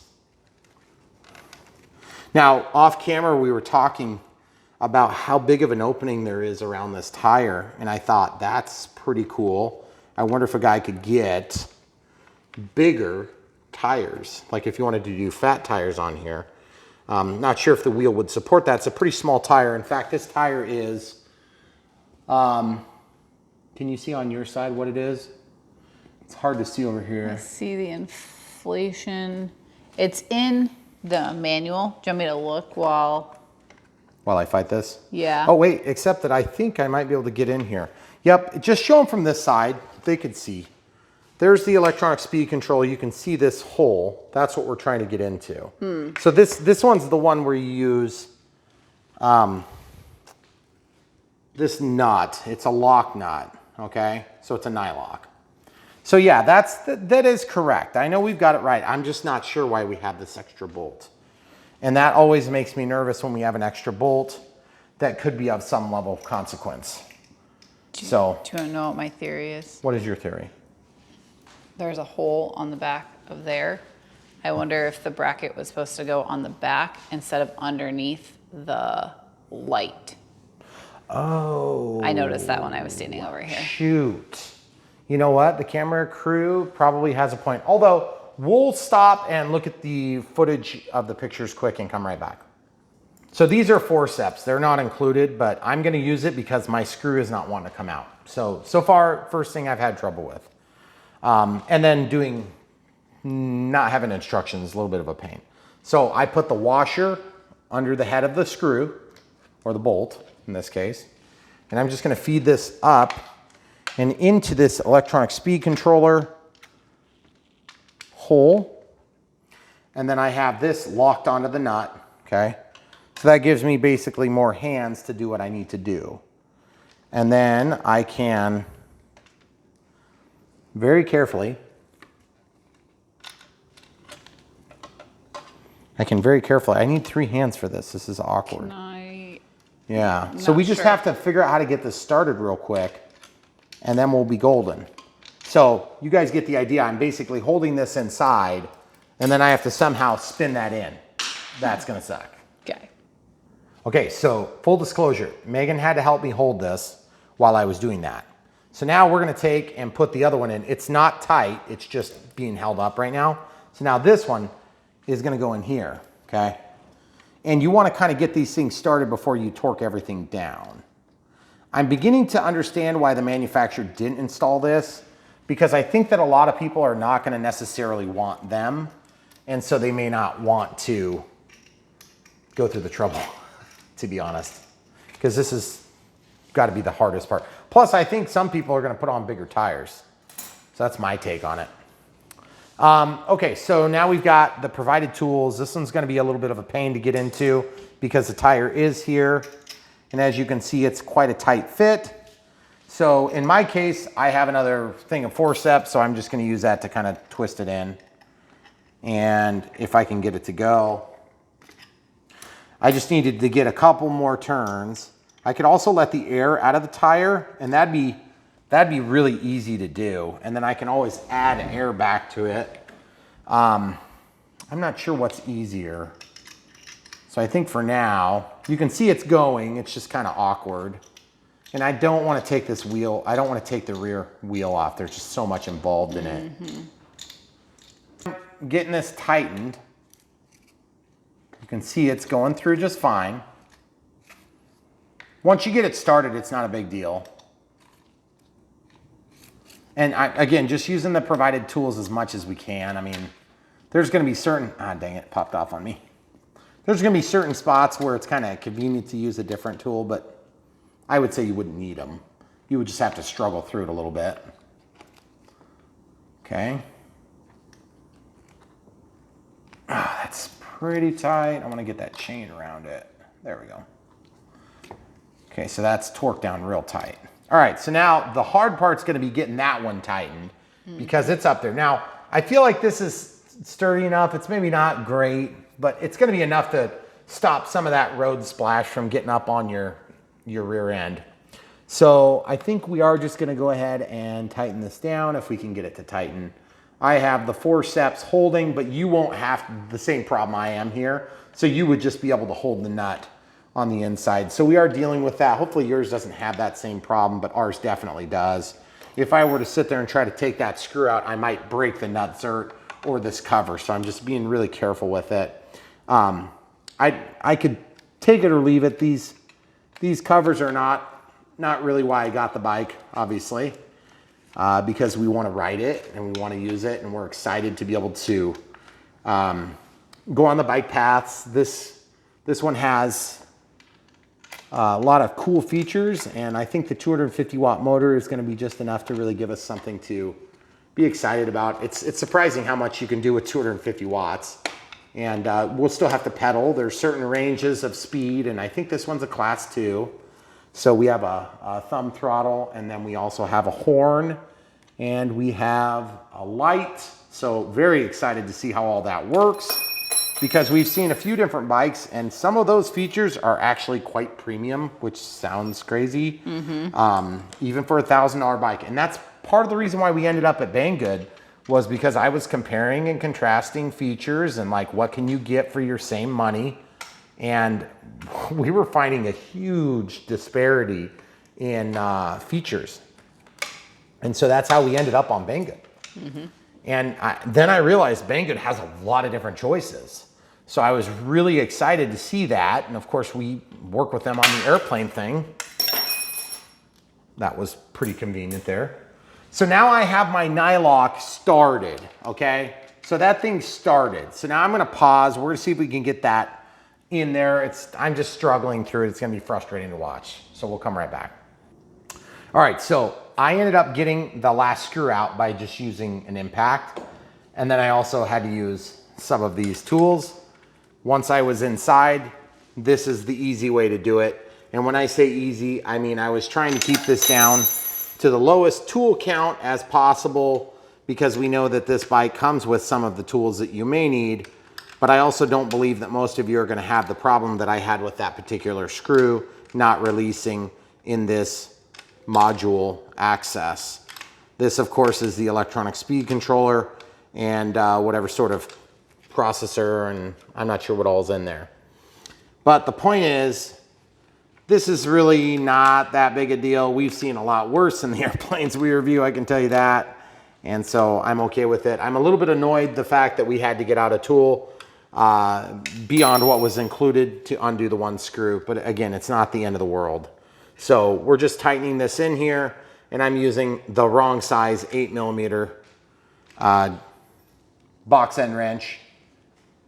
Nothing special here. So we're gonna tighten that and then come right back for you. All right, so we finally got that figured out, and I was able to use this 8mm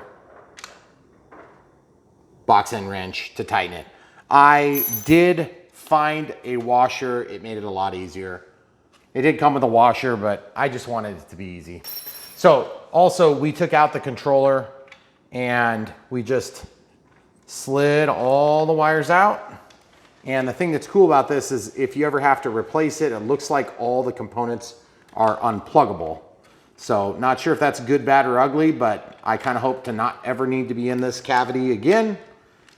And let's wish me luck on that. But then this thing, I looked it over and everything looks fine. So I'm not sure why this particular screw was giving us problems, but I can see that the easiest way was I just used a bunch of extensions and was able to tighten it. So we'll put this back together and come right back. Okay, so we have all this put back together.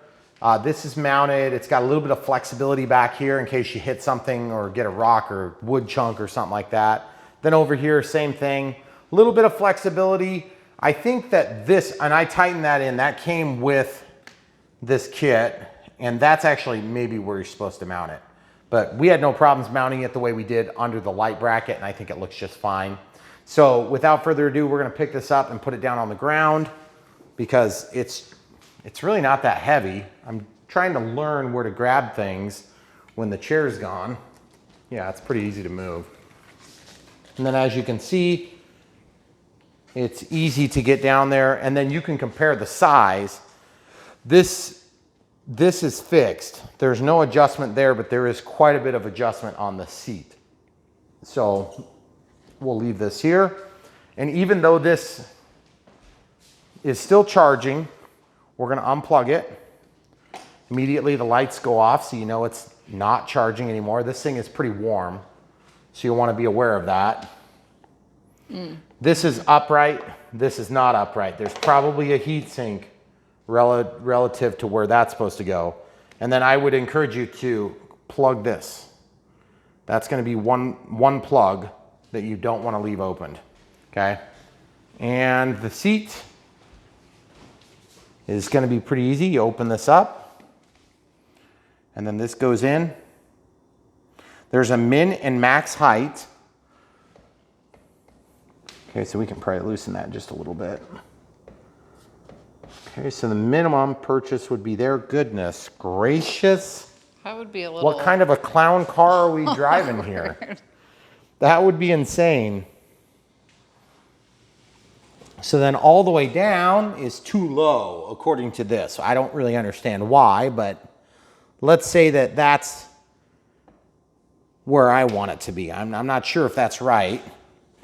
I don't have that tightened enough. So we're gonna torque that down a little bit more and then give it a tweak. Okay, so we're still not there. So we gotta tighten that a lot. Is that a Phillips? Oh, nope, there's a hex drive there as well. We missed that. So I don't know which one. Looks like most of it has been the second one. Yep. Okay. Ooh, gotta hold the frame to get it to pull up. There we go. Okay, and now we're gonna tighten this quite a bit.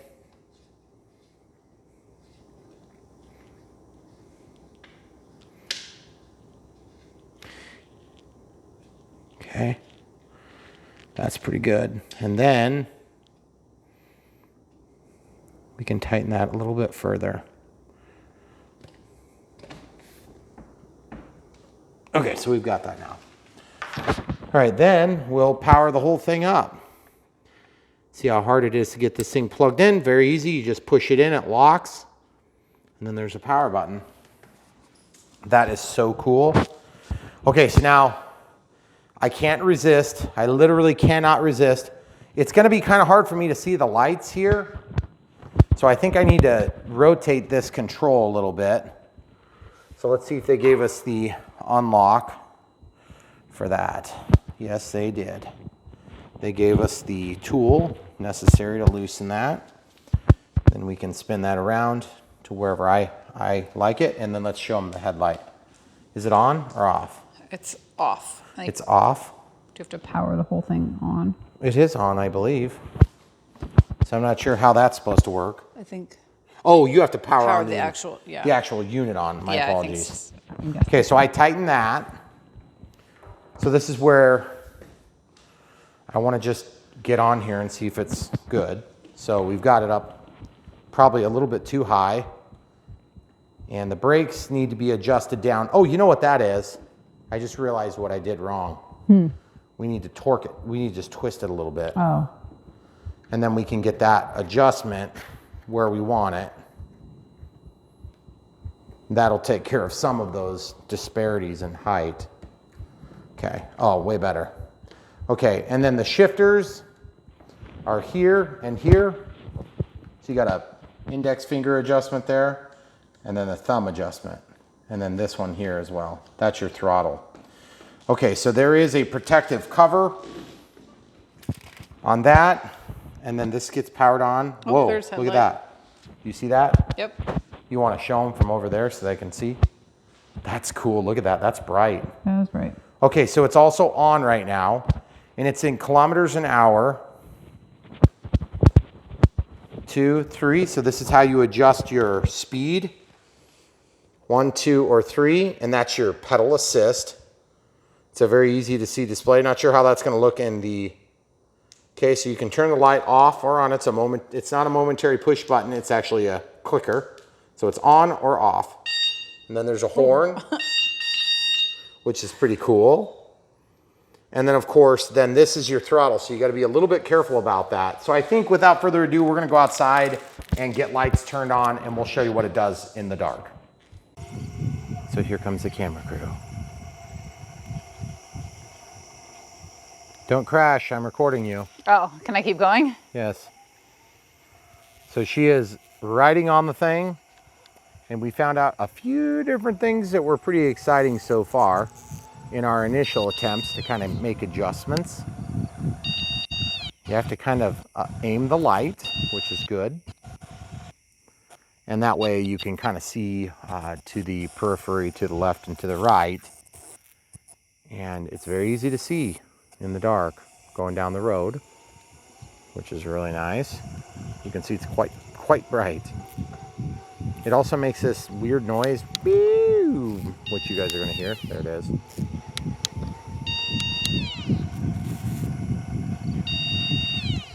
We've kind of been fiddling with the position of all the different controls. You want to show them getting on and off there real quick? Sure. So it's super easy for her to get on and off. For me, this kickstand works real nice. Hey. Yeah. What do you think of the pedal assist? Because I think it's kind of like, it's super powerhousey. It is. I was really surprised. I'm going to turn on the flash here. Okay. Jump.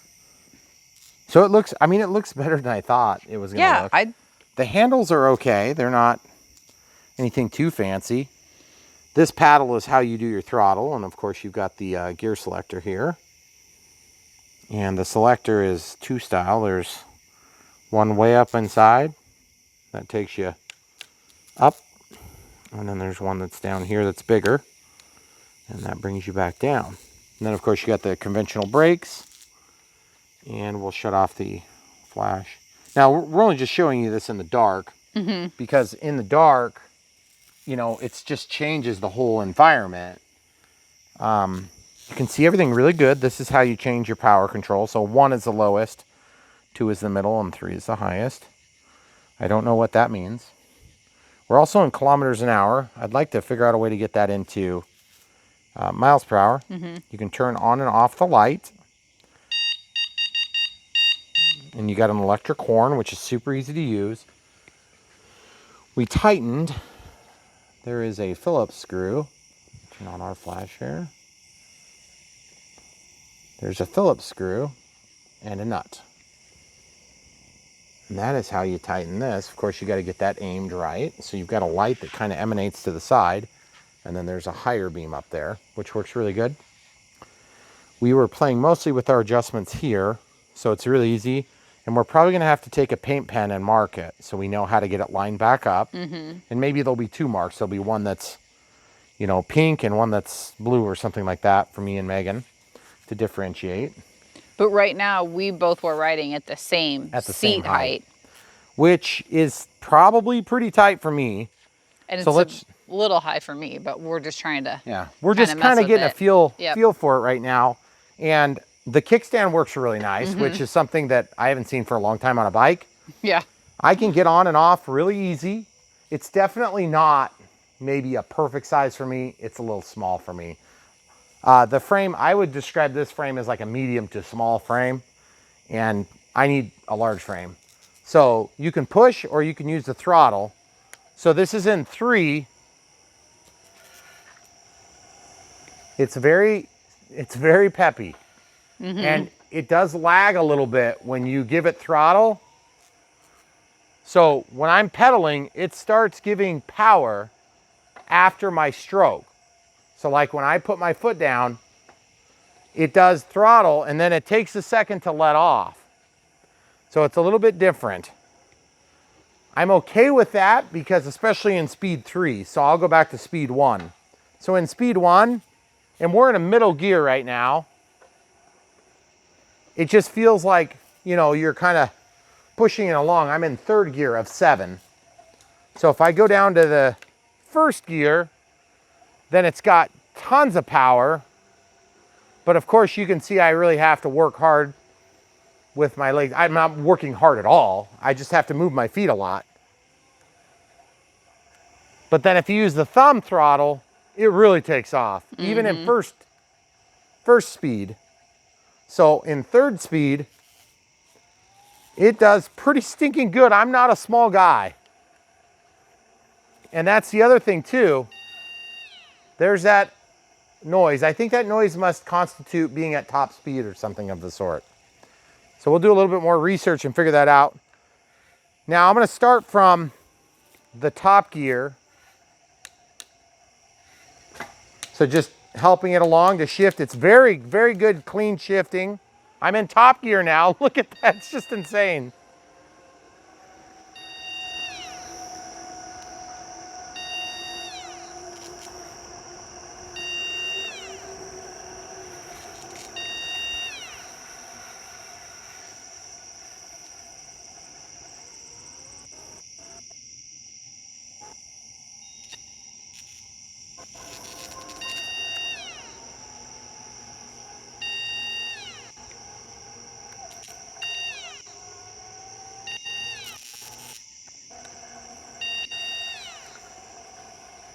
So as you can see, I'm not working it. I'm in top gear and from dead stop, okay?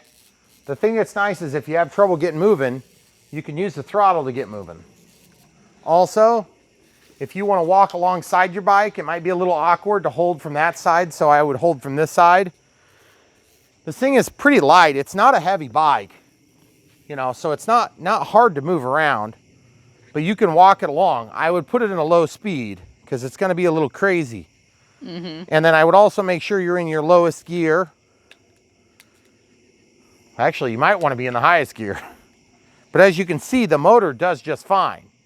So it's really easy to get on and off of. And there's no reverse gear that I've found yet, obviously. I just switched all the way down from 7 to 1. And I don't want to say it's an incredible acceleration, but it's pretty fast. Faster than I thought it was going to be. So it's got me going right now 16 kilometers an hour, 17, 18, 19, 20.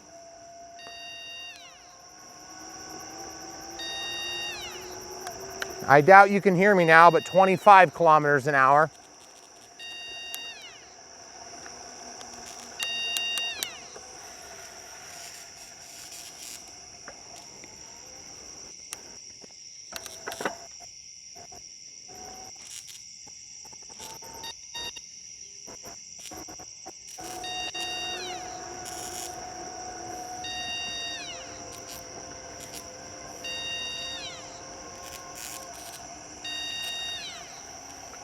So it had me going 25 kilometers an hour down the hill. And that's from dead stop. And it is downhill.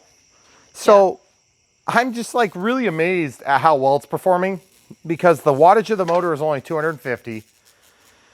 And I feel like this thing does everything I was expecting it might do, and it does a little bit more. Now, one thing it did that I didn't like was when I adjusted the seat, it not once but twice dropped me off the back in our adjustments. So make sure you tighten those very tight, especially have the seat slid back.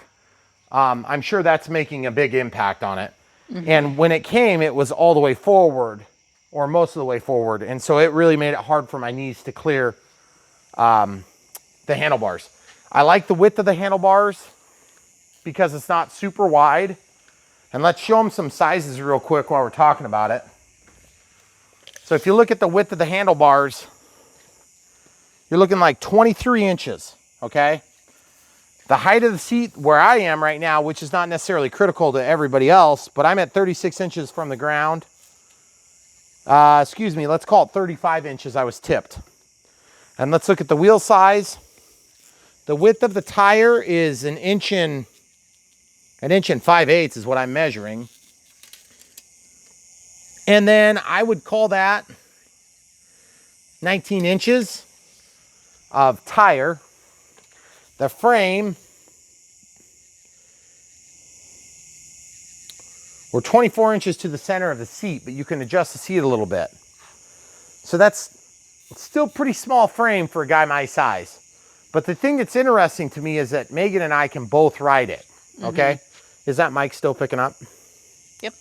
So I'm really happy with that. I'm seriously happy about how small it is. Because for us, that really meets our demands. It's really easy to turn off. You turn it off like this, okay? Now I'm not sure about the light on here. I think what you do is you just press this button and then it turns off, okay? And then when you turn this button, you press this button, it turns back on. But you haven't activated the controller yet. So I'm going to turn that back off. And I would like it if the light would go off. I heard kind of a chirp. Did you hear a chirp? It faded out. Yeah, it did. Okay. Now. So at that point, I'm curious to see how it's going to ride just as a regular bike real quick. Now, obviously, we're going to give you guys a little ride along and we'll do it during the day, but we wanted you to see what it was like at night. Can you turn the light on? Not with the power off. So I'll ride the bike down and back real quick. And we'll see what that feels like. You can definitely tell it's not powered now. I'm still picking up your mic too. Good.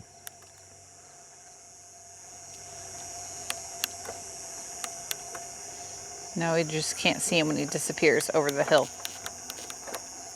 And that is a pretty good hill there where he is, kind of at the turn down to, if you can see the little reflective light next to our windsock. For those of you that watch any of our flight videos, you know that there is definitely a hill there when he's coming into land, and that's always something that kind of gives us issues sometimes with the planes. So there is definitely a hill there. So that pedal assist is nice coming back up that hill.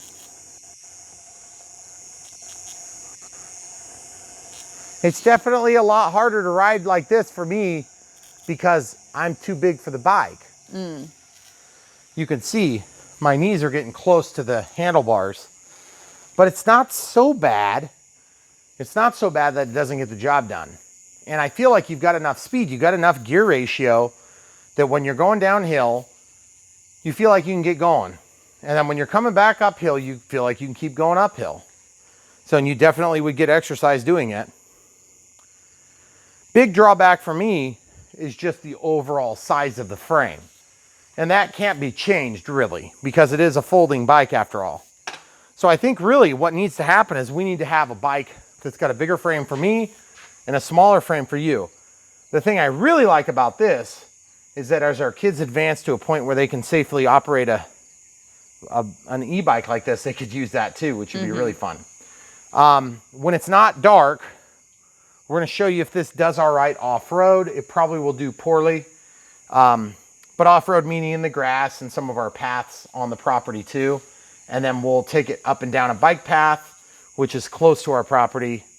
And you can see how that does. We'll take it up and around a cemetery, so you can see how it does on there. There's some speed bumps and big cracks and things like that.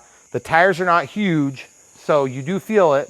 And I feel like this chair is maybe not the strongest part of the bike. It feels solid, except that it let me down. The cat just knocked over the kids' thing. So all in all, so far, really happy with the bike. This video is going to contain some day footage where we show the speed too, because showing the speed here might be insufficient and I'm not sure I can trust it. So it's in kilometers an hour and I would like it to be in miles an hour. So we'll see if we can get that switched, if there's a way to do that. And if not, we'll just show it in kilometers an hour, and then we can, you know, you can do the math. But at least you've got an idea of your speed. The throttle works really nice. I feel like the differentiation between step 1 and step 3 is somewhat significant, but it's maybe not as significant as I would like it to be. I would like stage 1 to be lower and stage 3 to be where it is. With stage 3 is just give it all you got. And I don't find myself using the middle at all. So I don't know if that's just me, or if it's somebody that's going to be riding for a really long time, might want to use that middle setting. I think on hills it's going to struggle, and that's okay, because really I'm going to struggle too, and it's just going to help me. So, because we're not talking about going up and down Mount Everest in our application. Also, we have a family car here, so we'll pause and we'll try to put it in the car real quick. Okay, so the camera crew and I weren't sure how much we would have to do to get this in here, so we're just going to try it. And then we can make a decision on what's best. So obviously I don't think it's going to go in without any folding, as you can see from that. The thing that's bad about that is she's going to have a harder time lifting it than I do. I have a real easy time lifting this. So the good part is there's 2 different ways to fold this. You can fold the middle, or you can fold here. And then you can also release this. So the bad news about this is I'd really like to not adjust that every time. And if I remember right, we had trouble with this. So let's see if it does. You just push this down. You push that down. And then this comes down. And that allows you to pivot this. You see how it's pulling, but it didn't, it went okay. Okay, so that immediately makes a big difference. And then there's not really a lock in that position. So it is what it is right there. So now let's see if we can get it in. Probably not still. Okay, so obviously that's not going to go yet. And this is a Traverse. It's not a huge, it's not a huge trunk. And you could actually roll it through if you had the seats down, because as you can see, it went right in the end there. Yeah. Okay, so then the second one is you release this by pulling this over. Okay, and then you can lift out like this. And then it's just going to pivot. Okay. Now, even without taking the seat off so far, we're in. Now let's see if we can close the door.